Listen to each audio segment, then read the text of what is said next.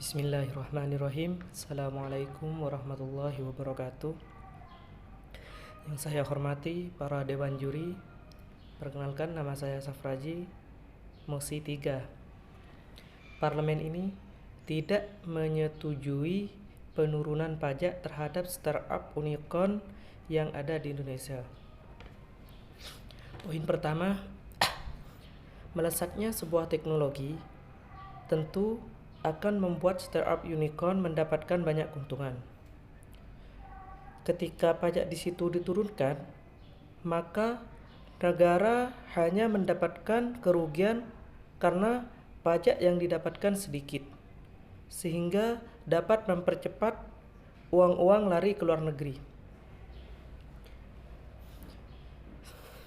Dari cepatnya larinya uang-uang ke luar negeri, maka akan berdampak buruk pada perekonomian di Indonesia.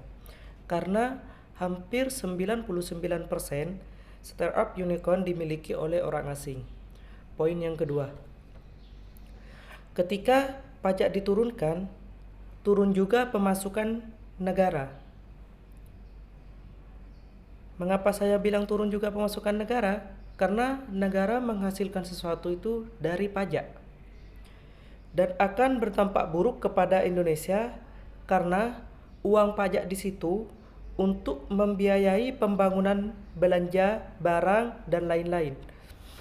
Jika tidak ada uang pajak, maka tidak ada juga belanja negara, pembangunan negara, dan yang lain-lain.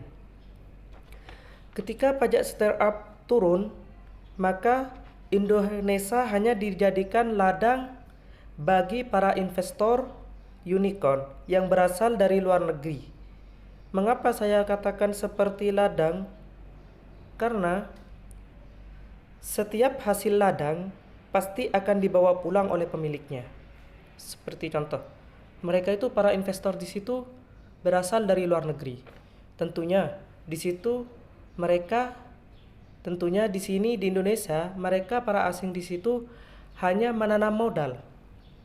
Coba kita lihat para petani. Petani di situ menanam di sawah. Nah, hasil sawah mereka bawa pulang. Jadi, para investor di situ ketika mendapatkan hasil, tentunya dia akan mendapatkan hasil berbentuk rupiah terlebih dahulu. Maka ketika sudah mendapatkan hasil, maka dibawalah ke luar negeri.